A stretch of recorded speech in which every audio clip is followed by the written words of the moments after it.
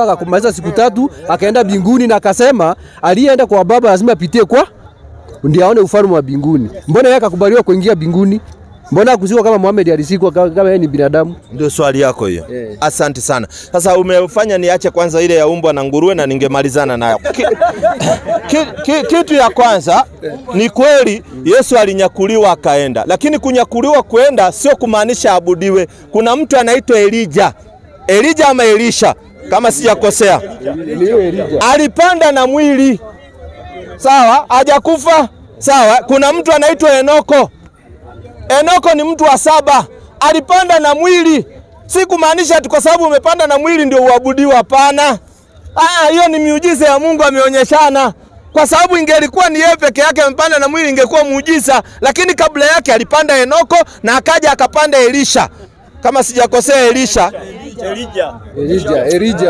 ndio alipanda akaachia Elisha.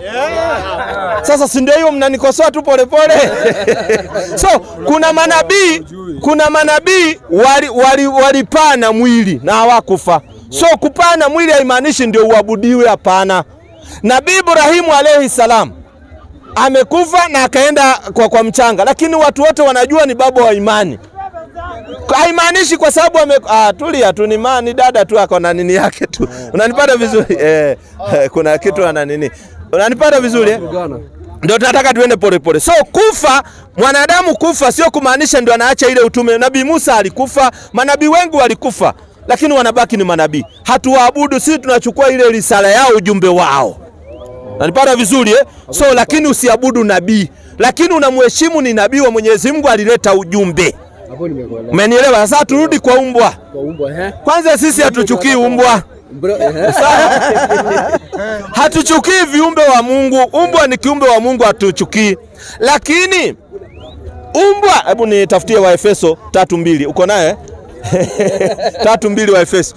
Umbwa ni kiumbe wa Mungu, lakini umbwa Waislamu, hata kuna Waislamu wanafuga umbwa. Tulia, nataka nikuonyeshe. Lakini umbwa wanafuga kwa ajili ya ulinzi. Sawa Yaani unamweka kama watchman pale. Lakini kile tunakatazwa kuhusiana na umbwa ni ile kucheza na umbwa na kulambalamba. Ile mate ya umbwa ni sumu. Kama wazungu venye wanalala na umbwa kwa kitanda, anakaa nao kwa nyumba ndani, usikae na umbwa kwa nyumba ndani. Umbwa akae nje, ni wa kuchunga au wa kuwinda.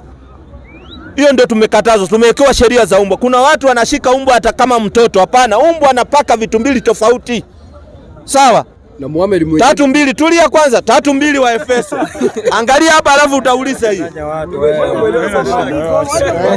3:2 wa Efeso. Sikiza habari.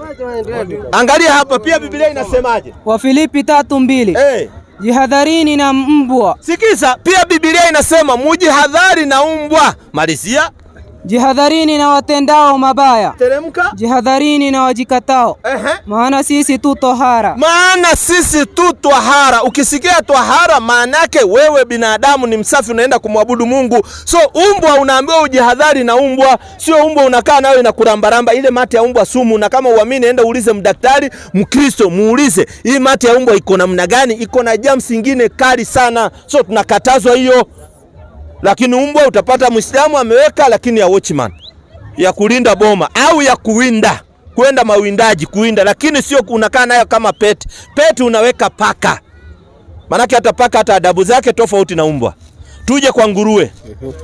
Sisi hatuchukii nguruwe. Sawa Nguruwe hatuchukii nguruwe. Kwa sababu nguruwe ni kiumbe cha Mungu, lakini nguruwe tumeambiwaje na Mungu?